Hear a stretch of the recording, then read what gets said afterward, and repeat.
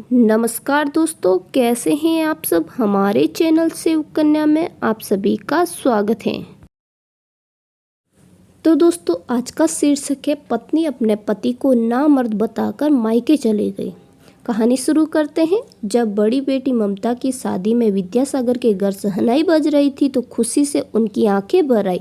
उधर बारातियों के बीच बैठे राजेश के पिता भी खुशी का ठिकाना नहीं था, क्योंकि उनके इकलौते बेटे की शादी ममता जैसी सुंदर व सुशील लड़की से हो रही थी।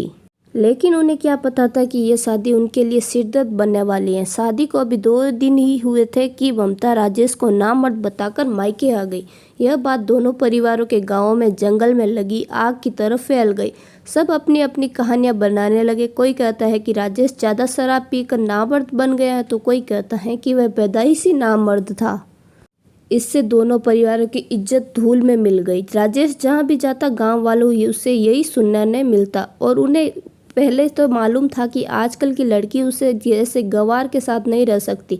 इधर विद्यासागर के दुखों का कोई भी अंत नहीं था। वे बस एक ही बात कहते, मैं अपनी बेटी को कैसे खाई में धकेल रहा था।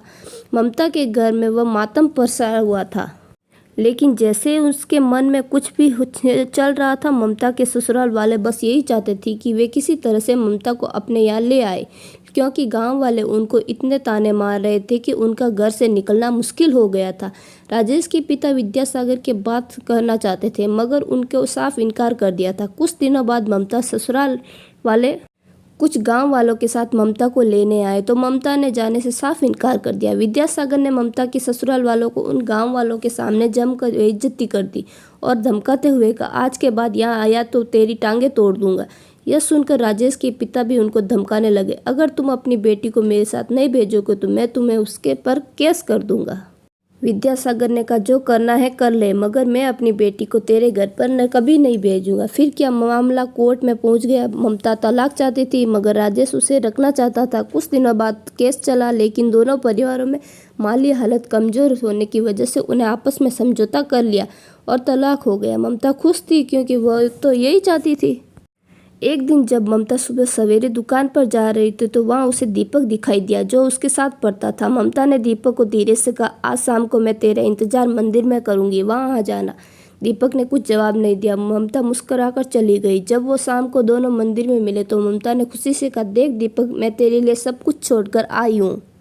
वह ये रिश्ता नाता सब कुछ मेरे लिए। तुम कहना क्या चाहती हो ममता। दीपक ने थोड़ी चौंक कर उससे ये पूछा। दीपक, मैं सिर्फ तुमसे प्यार करती हूँ और तुमसे ही शादी करना चाहती हूँ। ममता ने थोड़ा बेचैन अंदाज में कहा। ममता, ये तुम क्या कर रही हो। दीपक ने फिर पूछा। ममता ने कहा, मैं सच कह रही हूँ दीपक, मैं तुमसे प्यार करती हूँ। कल यह समाज मेरे फैसले का विरोध करे, इससे पहले हम शादी कर लेते हैं। ममता, तुम पागल तो नहीं हो गई। जब गांव वाले सुनेंगे तो मेरी जान से मार देंगे, और पता नहीं मेरी माँ का क्या हाल करेंगी। दीपक ने थोड़ा घबरा कर कहा, क्या तुम गांव वालों को अपनी माँ से डरते हो। क्या तुमने मुझसे प्यार नहीं किया। हाँ ममता, मैंने तुमसे प्यार किया है, पर तुमसे शादी करूँगा ऐसा कभी भी नहीं सोचा था मैंने। ममता ने गुस्से से कहा, धोखेबाज, तूने शादी के बारे में कभी नहीं सोचा, मगर मैं सिर्फ तेरे बारे में ही सोचती रही। ऐसा न हो कि कल मैं किसी की और की हो जाऊं। चल शादी कर लेते हैं। ममता ने दीपक का हाथ पकड़कर कहा, नहीं ममता, मुझे अपनी माँ से बहुत डर लगता है। अगर हम दोनों ने ऐसा किया तो गाँव हम दोनों को बदनामी होगी। दीपक ने समझाते हुए कहा। ममता ने बोल्ड अंदाज में कहा कि तुम अपनी माँ और गांव वालों से डरते होंगे, मगर मैं किसी से नहीं डरती। मैं करूँगी तुम्हारी माँ से बात। दीपक ने उसे समझाने की बहुत कोशिश की, मगर ममता ने अपनी जिद पर आगे एक न सुनी। अगले दिन ममता दीपक की माँ से बात करने आ गई और उसकी माँ की कड़क आवाज़ में कहा, मुझे नहीं मालूम था कि तुम इतनी गिरी हुई लड़की हो। तुमने इस नाजायज़ प्यार के लिए अपने ही घर उजाड़ दिया है। मैं अपना घर उजाड़ कर नहीं आई माँ जी, बल्कि दीपक के लिए सब कुछ छोड़ कर आई हूँ। मेरे लिए दीपक ही सब कुछ है। मुझे अपनी बहू बना लीजिए, वरना मैं मर जाऊँगी। ममता ने कहा, तो मर जा, लेकिन मैं सेकंड हैंड बहू नहीं चाहिए। दीपक की माँ ने दो टूक शब्दों में कहा था। माँ, मैं सेकंड हैंड नहीं हूँ, मैं वैसी हूँ जैसे गई थी। ममता ने कहा, लगता है कि शादी के बाद तुझसे कोई शर्मलाज नहीं रही। अंधे प्यार ने तुझे पागल बना दिया। दीपक तेरे गांव का है तो तेरा भाई लगेगा। मैं तेरे पापा को सब बताऊंगी। दीपक की मां ने ममता को धमकाते हुए कहा। इसके आगे ममता ने कुछ नहीं कहा, वह चुपचाप वहां से चली गई। दीपक की मां ने विद्यासागर से कहा, तुम्हारी बेटी दीपक के प्यार में चलते ही अपने ससुराल में न बस सकी तो अपनी बेटी को बस में रखो, वरना एक दिन में तुम्हारी नाक कटा देगी। यह सुनते ही विद्यासागर ने गुस्से में 7वें आसमान चढ़ गया। विद्यासागर ने घर जाते ही ममता से गुस्से में पूछा, ममता, यह लड़का सच में नामर्द था या तुम फिर उसे नामर्द बना दिया? वह मुझे पसंद नहीं था, ममता ने बेखौफ होकर कहा। इसलिए तुमने उसे नामर्द बना दिया? विद्यासागर ने गुस्से में कहा। हाँ, ममता बोली। मतलब तुमने पहले ही सोच लिया था कि यह रिश्ता तोड़ना है? हाँ। फिर मगर विद्यासागर ने उसे बहुत कुछ सुनाने लगे। जब तुम रिश्ता तोड़ना ही था तो यह रिश्ता जोड़ा ही क्यों? जब रिश्ते की बात हो रही तो मैंने बार बार पूछा कि यह रिश्ता पसंद है ना? हर बार तू हाँ क्या क्यों? तेरी ससुराल वाले मुझसे बार बार एक ही बात कह रहे थे कि राजेश नामर्द नहीं है, मगर मैंने तुझ पर भरोसा कर उनके एक न सुनी। वह मेरी मजबूरी थी, क्योंकि आपसे ये रिश्ता ही हो नहीं रहा था। बड़ी मुश्किल से आपने मेरे लिए एक रिश्ता तय किया तो मैं कैसे नकार देती? ममता ने शांत लहजे से कहा। जानती हो, तुम्हारे चलते मैं आज कितनी बड़ी मुसीबत में फंस गया हूँ। तेरी शादी का कर्ज अभी तक मेरे सिर पर है। सोचा था कि इस साल तेरी छोटी बहन की शादी कर देंगे, लेकिन तुझसे छुटकारा मिले तब ना। ममता के पिता की ऐसी बात सुन रही थे जैसे ही कुछ गुनाह ही न किया हो। जेब में एक पैसा नहीं है। तेरा छोटा भाई अभी 10 साल का है, उससे अभी क्या उम्मीद करूँ? आसपास के लोग बस हम पर हंसते हैं। पता नहीं आजकल के बच्चों को हो क्या गया, ये रिश्तों में अहमियत क्यों नहीं समझते? रिश्ता तोड़ना तो आजकल का एक खेल सा बन गया है।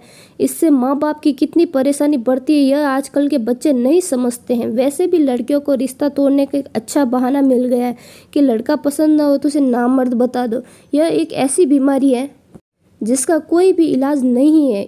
इस तरह एक तरफा गरज कर ममता ने पिता बाहर चले गए। यह बात धीरे धीरे पूरे गांव में फैल गई। गांव वाले ममता के खिलाफ होने लगे। अब तो उसका घर बाहर निकलना मुश्किल हो गया था। दीपक भी अपनी माँ से कहने लगा, पर नौकरी के लिए शहर चला गया। विद्यासागर ने ममता की शादी दूसरी कराने की बहुत कोशिश की, पर कहीं बात नहीं बनी। वे जानते थे कि लड़की एक बार शादी होने के बाद उसकी दूसरी शादी कराना बहुत ही बड़ा मुश्किल होता था। एक तरह साल गुजर गया। ममता को भी अपनी गलती का एहसास हो गया। वह बार बार यही सोचती, मैंने क्यों अपना घर उजाड़ दिया? मेरे चलते ही परिवार के वाले बहुत मुझसे नफरत करते हैं। फिर बड़ी मुश्किल से ममता ने एक रिश्ता मिला। उस आदमी की बीवी कुछ महीने पहले मर गई थी। वह विदेश में रहकर अच्छा पैसा कमाता था। ममता की माँ ने उससे पूछा, सच सच बताने की तूने ये रिश्ता मंजूर है? ममता ने धीरे से कहा, हाँ। माँ ने कहा, इस बार कुछ गड़बड़ की तो अब इस घर में जगह नहीं मिलेगी। ममता बोली, ठीक है। फिर ममता की शादी गांव से दूर शहर में कर दी गई थी। वह आदमी भी ममता को देखकर बहुत खुश था। जब ममता एयरपोर्ट पर अपने पति के साथ विदेश जाने लगी तो उसके परिवार वालों ने सब कुछ भुलाकर उसे विदा किया। उसकी माँ ने नम आंखों से जाते जाते ममता से पूछ ही लिया, क्या तुम इस रिश्ते से खुश हो? ममता ने नम आंखों से कहा, खुश हूँ। एक गलती करके पछता रही हूँ अभी। अब मैं भूल से भी ऐसी गलती दोबारा नहीं करूँगा। विद्यासागर ने ममता से भरी आवाज़ में कहा, ममता, मैंने गुस्से में तुमसे जो कुछ भी कहा उसे बोल जाना। कुछ देर बाद पूरे परिवार ने नम आंखों को ममता को विदा किया, लेकिन इस बार किस्मत ने उसका साथ नहीं वही खेल किया। दूसरा पति सच में नामर्द था, लेकिन ममता परेशान थी। अपनी कहानी किसे सुनाती? उस पर कौन विश्वास करता? उसे अपनी करनी का फल मिल चुका था। तो दोस्तों, कहानी पसंद आई हो तो हमारे वीडियो को लाइक ज़रूर करें। साथ ही साथ इस कहानी के बारे में कुछ कहना है तो कमेंट बॉक्स में ज़रूर लिखें और हमारे चैनल को सब्सक्राइब ज़रूर करें। धन्यवाद दोस्तों।